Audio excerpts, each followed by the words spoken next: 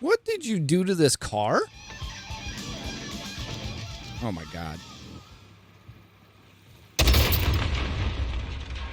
You good? Here we go!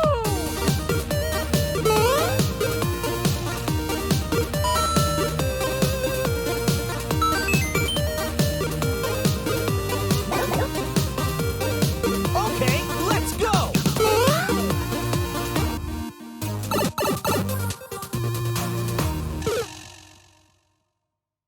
Welcome everyone to episode 20 of the 1UP XP show, and Happy New Year. This is premiering on New Year's Day and also the day after New Year's Day. But my big word for 2022 is possibilities. Only up with this show and the 1UP XP show content. So one, thank you so much for stopping by and checking out the show, and also checking out all the other content from the 1UP XP show.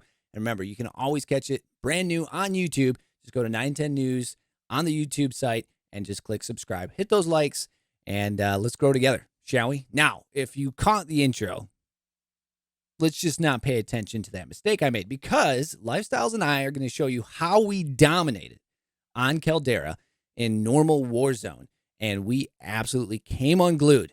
Here are the highlights. Check them out and let us know what you think in those comments down below on YouTube.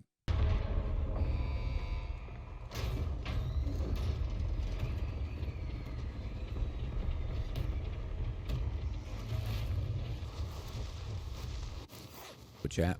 Oh, missed. It's fine. You good? I think so. All right, in this building.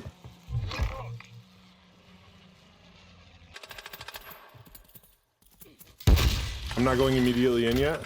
I am. Okay.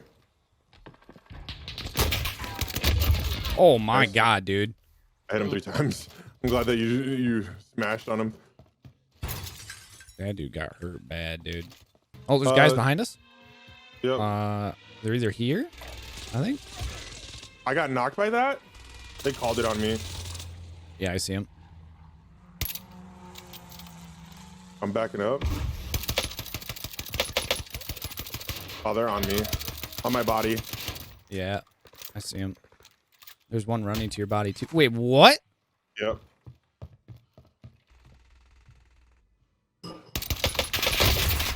Down one.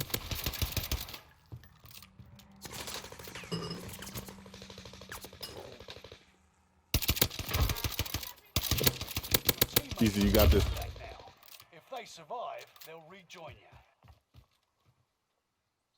Where's that other guy at? Oh, there he is. Oh, how did you hit me, sir? Now they return to base. I gotta get bought back. Die for nothing. Finish this. Dude, that guy has smokes. I want to run. Someone to your right. Troops in contact.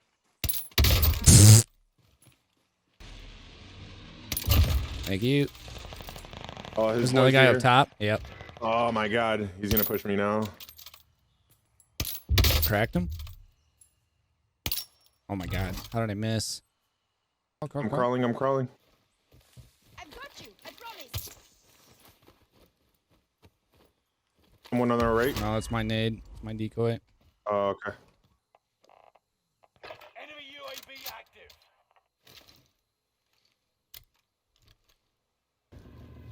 All right.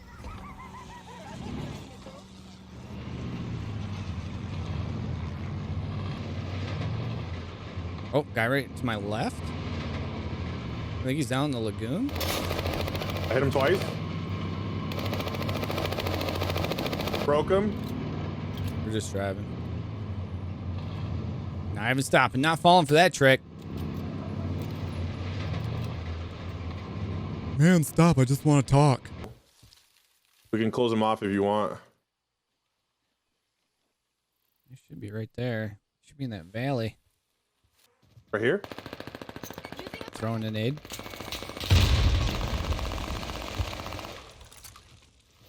He jumped. They're super weak. Cracked him. On my left. Got him. Got the other one. Jesus. I almost just died there. Holy crap. That guy was very stunned by us. Wait. Guys, see two of them? Where?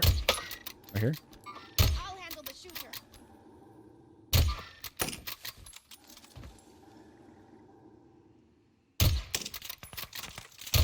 Down one. Cracked one. I'm running towards him. Throwing a nade. Yep. Oh, yeah. There's people. There's people by Crumpus. You have to stay alive. There's people looking down right at you from your left side. Okay. Yep, they're by Crumpus. I would say go all the way around. They're dropping to you. They're on your left still. Nice. Okay. Here, I'll unmark with the one that's furthest. Yep. Nice shot. Oh, you won't bother me no more. Your mama's a little. Oh, yeah. Oh, yeah. Oh, yeah.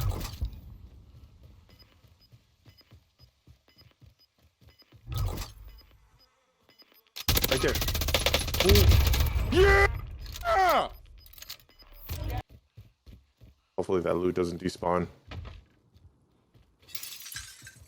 Go, new boob.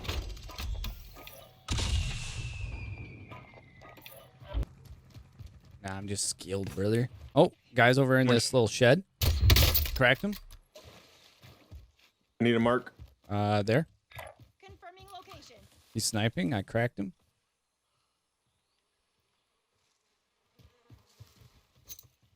Using a frag. Right here. Nice, downed him. I wasn't team wipe. He's right here on me. Nice. Got him. I got self-res too. I got you. Okay. Like you. You should be right. Oh, cluster. Yeah, they're there. They're there. Oh, he's in the bush. Oh my God, I downed him. I killed him. Oh. Are they by you? I have nothing on baby monitor. I just heard a jump. I heard a bush. Like right here. Confirming location. Right here? Told you. Railed him. Nade. Right Right here. He's one shot. He's one shot on me. I can't climb. He just threw a C4. He's right there. Still. There's a little crevice in the mountain. I can't climb. He's right there. Yep. That a boy. Good win. Let's go, baby. Wow, dude. Yeah, how about that for our first win on Caldera? We had about 20 plus kills. I had over 11,000 points, 11 kills, a lot of cool snipes. Woo! Me and Lifestyles were failing that game. All right, bring it down a little bit. We got to get to our podcast, and coming up next, we'll sit down with part 2 from Riley Long, the head coach of Aquinas, and talk to him about what he's trying to do to make Aquinas better, which was already a great program. But what's the Riley spin? We'll have more on that right after the break. And welcome back, everyone, to the 1UpXP show. And now we sit down with our second part of Aquinas Esports Program with head coach Riley Long. Now, you might be going into your senior year, your junior year, this 2022, whatever it is, and you might have plans or aspirations of moving on with esports to the collegiate level. Well, let me tell you, Aquinas is one area and one school and one program that you might look into seriously. And Riley is already stepping into a great program, but he's looking to put the Riley spin, as I've termed it, on the program to make it even better. And this is what he had to say. So with Aquinas having a really good foundation that Adam running things prior to you, what is the Riley spin, if you will? Air quotes on that. But what is the Riley spin that will make this program even better? So one area is your traditional professional esports business and financial side, right? Taking some of those things that I've learned and applying them to our program. One is the social media and marketing realm. Right. Coming from traditional esports and the professional side, I'm sure you fully understand this as well, the importance on content creation, social media, marketing, all of that good stuff, right? Brand. Brand awareness, exactly. doing well at that is so critical of setting yourself up in the future, and really differentiating yourselves as a program. So, taking my social media strategy that I used at Armada, applying that to Aquinas, really having your brand act as more of a personality and interacting with the community. I think it's something that I tried to stress from the beginning. Yep. And also the streaming. Streaming is also the other aspect, right? Yep. Really upping our production level, because all of our casters and production personnel, these are players, right? Whether they're varsity players, they're academy players, they're alternate players. These are players that are very busy and are student athletes as well, right? And they're fully volunteer, right? So, what they've accomplished in streaming probably over 90% of our matches is just incredible. And the passion that they've showed. I wanted to make sure that I made an investment on my end to up our level of production, right? So I invested in a whole new stream package that has really, add that additional level of refinement to our production, and has really started to differentiate ourselves. And our viewership at the end of the season was crazy. So from the business side, those are some things that I've taken and tried to apply from day one. What's more important to me is what I'm going to call the culture side. Right. It's all about that student athlete experience and setting those expectations to ensure that, one, we are prioritizing our academics, and two, that we are ensuring that we are all having a great collegiate student athlete experience. Right. And there's two rules I implemented when I started here. One is a rule revolving around study tables. So if you are a freshman in your first year here, if you are a transfer in your first year, or if you fall below a 2.75 GPA, you have to go on study tables, which is 2 hours a week where you have to go to the library. There's a bunch of free tutors around, a bunch of amazing resources around you, and you have to dedicate at least 2 hours a week during that time frame, right, to ensure you're prioritizing your academics. Basically, I put in a rule from day one. If you miss your study tables for the week, you miss your next game. Right? I mean, and that's the expectation from the beginning, right? And I think we're starting to see the results of that. Is I don't have everyone's final grades in yet, but right now we have a 3.2 average. Nice. Based on everybody that submitted their grades so far, which would be the highest in the history of the program. Oh, right? That's awesome. And in the spring, I think it had a 3.1, which is also really good. So I think that was a priority for me, of ensuring accountability for academic performance, and then also implementing a rule called 2 campus events. So each semester, our players are required to go to 2 campus events. That could be an athletic event, that could be a jazz band concert, any official organized campus event. You have to attend at least 2 of them per semester. And that goes back to really ensuring that players are getting the true student athlete college experience that I think is so valuable. And I know for me, shaped me into a much better person. And I learned so much because of, being involved in that collegiate experience back in my days. I want to ensure that, we're getting out of the rut of, especially in a COVID era when we're already so isolated, getting out of the rut of, not getting out of your dorm room. Yeah, not being social. Right? Yeah. Exactly. Yeah. That social experience is so valuable. I know it's so valuable for my personal growth back in college. And, I want to ensure that all of my players are having that experience. But what do you see are the pros and cons of having pros at the collegiate level? Yeah, as you mentioned, this is a really hot topic right now. So going back to my brother, right? Yeah, So technically, he was a pro for 6 to 8 months in total. Right. And made a decent amount of money while doing it, but not nearly enough to sustain you for more than like a year or two. Right. So if we had a rule like the amateurism rule in the NCAA, he's now 17-year-old, 18-year-old that's ineligible to compete in college. Correct. Because he's already been on a pro contract. Yeah, exactly. So, and I think what you see is that's the majority of the case. For most people that are labeled as a pro or have been a pro at some point, they weren't a pro for very long. Right. Like you look at even traditional pro leagues, like the NFL, for example, your career life average is very short. Correct. Right. Yep. And it's even shorter in esports. So there's so much volatility in that space. It is simply not fair to say that, oh, just because you signed a pro contract at one point does not mean, means that you're ineligible to play in collegiate, especially a lot of these players are maybe still in high school. And again, a huge thank you to head coach Riley Long at Aquinas for sitting down and talking to me about a lot of things. We talked about that hot button topic of pros being able to play in collegiate esports and getting their degree. We talked about how he's making Aquinas a much bigger, better place to come and get your esports really just fill, whether it's academics or whether it's playing or whether it's casting or whether it's production, whatever it is.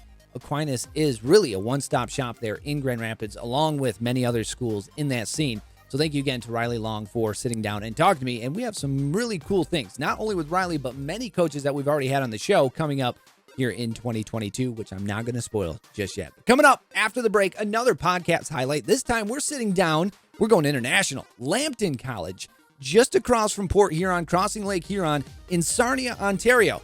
They were one of the first in North America to have an esports academic program. We'll have that right after the break.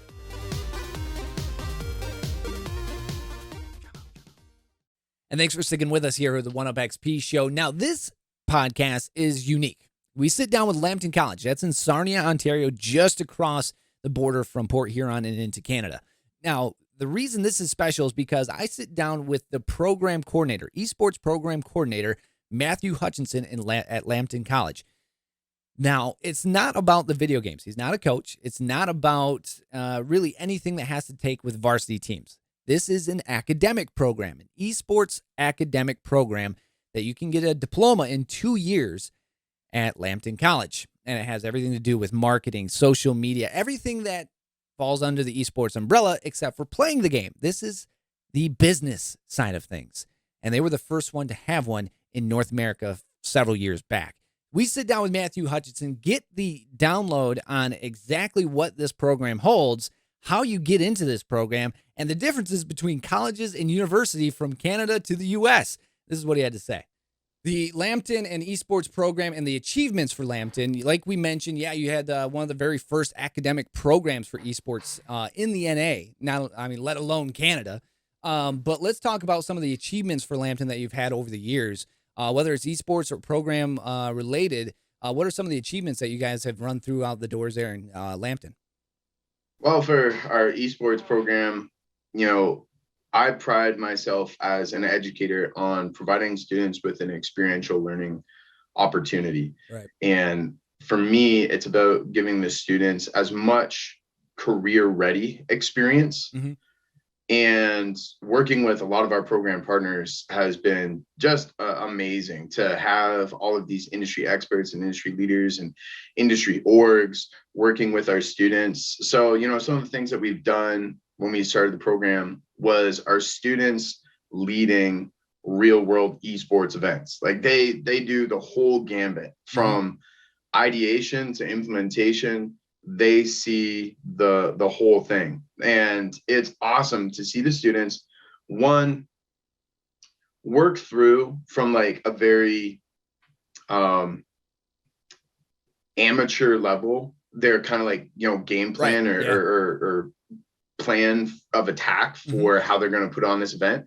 But then working with these orgs and bringing that level of knowledge and skills and abilities up to a more professional level is so cool. And it's so awesome to see the students really develop that skill set, but also students to take more initiative. That's what I love about esports is you can get so creative. Correct. And these students, they just like with some of the skills that they bring to the table, they can get so creative. And so I've seen some things that the students have done over the years, and it keeps getting better and better. And it's just awesome to see. That canvas is, as for traditional sports, the canvas seems like there's a lot more paint on it, if you will, because it's been around for so long. But when you're talking esports, there's a lot more creativity because the canvas, we don't know the entire size of the canvas yet. So when you're painting something, then you're like, oh, there's nothing up here. I'm going to try that. And then you go up there and you'll be like, oh, wow, there is a huge spot here for a really good spot to lay some foundation. I think you hit the nail on the head. It's so broad. And, that's one of, I think, the misconceptions of esports is typically, one of the greatest concerns I hear from parents that are talking with their child, and they're trying to figure out where they're going, what program are they interested in, and they hear, oh, mom, dad, I want to take this esports program. And I get the question, well, are they just going to game? Are they just going to learn about these video games? Are they just going to sit there and, play and waste away? No, that's not what the academic side of our program. I mean, it's not what esports is all about either, just in general. No. Esports is business. It's big business. It's booming business. Right. Like, look at the last couple of years when the pandemic hit, traditional sports had to take a break. Right. It took a hiatus. Yeah. What did esports do? It only got bigger. We started to see more and more traditional athletes invest and get involved with esports more so than the past decade. And it's just been tremendous for the esports industry. The esports industry is continuing to expand its reach across other, non-endemic aspects of the industry. And you're seeing more and more businesses get involved. More and more businesses are interested in how can we get involved? And that's just creating more opportunity for our students. And again, broadening that skill set and being able to apply it to, non-traditional esports type organizations. But we have our last segment coming up right after this break, so don't go anywhere, as we have some big information about what's coming up in 2022 with the 1UP XP show.